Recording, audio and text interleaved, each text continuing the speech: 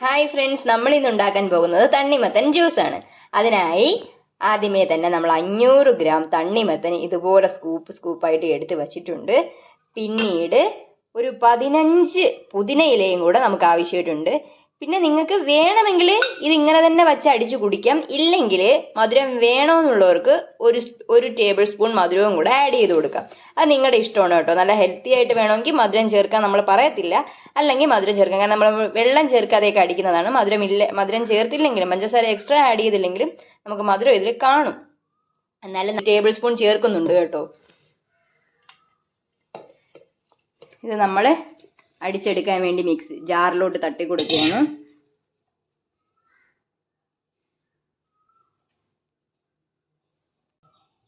ഒരു table spoon മധുരവും കൂടെ ആഡ് ചെയ്ത് കൊടുത്തു, പഞ്ചസാരയും കൂടെ ആഡ് ചെയ്ത് കൊടുത്തു. ഇനി അടിച്ചെടുത്തിട്ട് വരാം.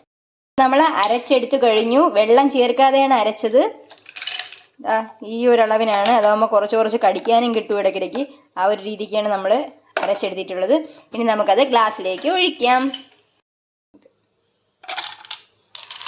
ഗ്ലാസ്സിലൊരു 2 ക്യൂബ്സോ 2-3 ക്യൂബ്സ് ഐസ് ക്യൂബ് ഇട്ട് കൊടുക്കാം.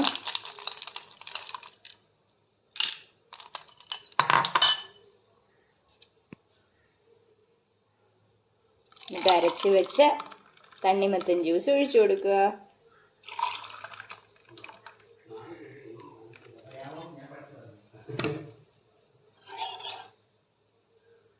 പിന്നെ ഭംഗിക്ക് വേണ്ടി 2 പുതിന ഇലയും കൂടെ ഫ്രണ്ടിൽ ഇട്ട് കൊടുക്കുക. അങ്ങനെ നമ്മുടെ തണ്ണിമത്തൻ ജ്യൂസ് റെഡി ആയിരിക്കുന്നു. എല്ലാവരും ട്രൈ ചെയ്ത് നോക്കുക. ഈ വേനൽക്കാലത്ത് കുടിക്കാൻ പറ്റിയ സാധനമാണ്. എല്ലാവർക്കും ഇഷ്ടപ്പെടുവാണെങ്കിൽ കമൻ്റ് ഇടുക, ഇഷ്ടപ്പെട്ടില്ലെങ്കിലും കമൻ്റ് ഇടുക, സജഷൻസ് പറയുക, ലൈക്ക് ചെയ്യുക, ഷെയർ ചെയ്യുക, സബ്സ്ക്രൈബ് ചെയ്യുക. Thank you.